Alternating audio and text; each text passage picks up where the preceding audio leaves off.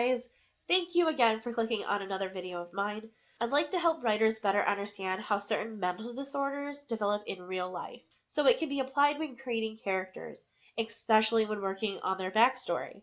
The backstory is what essentially molded our characters into who they are. We want our readers to connect with our characters, and the best way to do this is to make them relatable and give them a realistic backstory. Today, I'd like to focus on social anxiety disorder. I'm going to be addressing it as SAD in this video, just so it's easier to say. But I'm going to be addressing how and why it develops in some people. To help you understand, SAD is a type of anxiety disorder characterized by fear of interacting with people due to worries over the possibility of being negatively scrutinized and judged by them. The biggest difference is the intensity in which the anxiety is felt and the level of negative impact it has on someone's life. When writing characters who, for lack of a better word, suffer with SAD, it's important we know how they ended up with the disorder in the first place, and there is always a reason. A large factor is genetics. If a first-degree relative has a disorder, you or your character is 2 to 3 times more likely to develop it. So keep that in mind when creating your character's family. Also note, just because a family member has the disorder does not mean your character will have the disorder.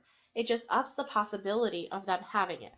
From the moment we're born, our brains are processing and analyzing every single detail and emotion before we can even understand any of it. It catalogs sights, sounds, smells, and notes how everything has made us feel, thus giving us blueprints on how we should react to similar events in the future. Very, very uneducated blueprints, I might add. We're not able to fully understand everything that's happening, and so these blueprints are not really blueprints at all.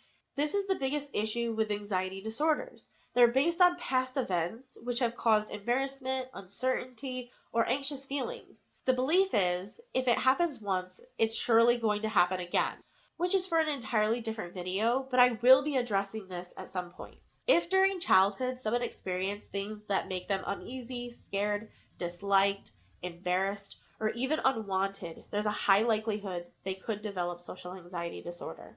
Bullying, rejection, any type of abuse, witnessing domestic disputes, or drug use are the typical things that come to mind when first addressing SAD.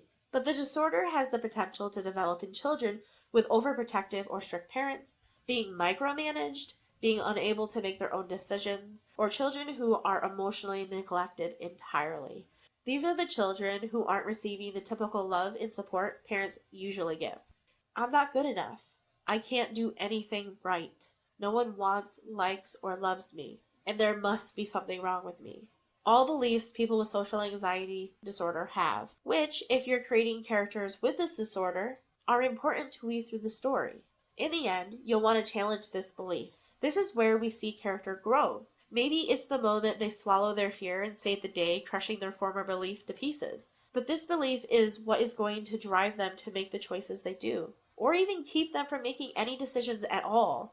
Maybe they fall into the background and let someone else take charge, even if they know in their gut what the right choice is. It's also really important to understand that just because someone experiences the typical causes of SAD, it does not mean they will develop the disorder.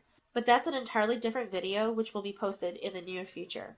Of course, this is a rather vague introduction into what causes social anxiety disorder in our characters, in order to mold them into realistic and relatable characters, but in the near future I may take specific examples and expand them in order to give you all a better idea of how social anxiety disorder can develop from seemingly irrelevant events, because honestly, that's what happens. These events are irrelevant, they're small, usually they're not huge.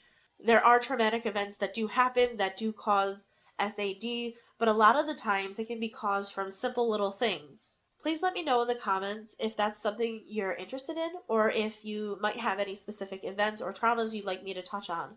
As always, guys, drop any thoughts in the comments. Let me know if this video has helped you in any way, or if you have any specific writing questions about social anxiety disorder, another mental disorder, or even a trauma. Give this video a like and subscribe if you haven't. I've got tons of videos on deck to share with you all. If you're still listening, but you were only brought here solely because of the social anxiety aspect of this video, check out the link in the description box below to my personal channel, where I share more about my personal experiences with social anxiety disorder, among other things.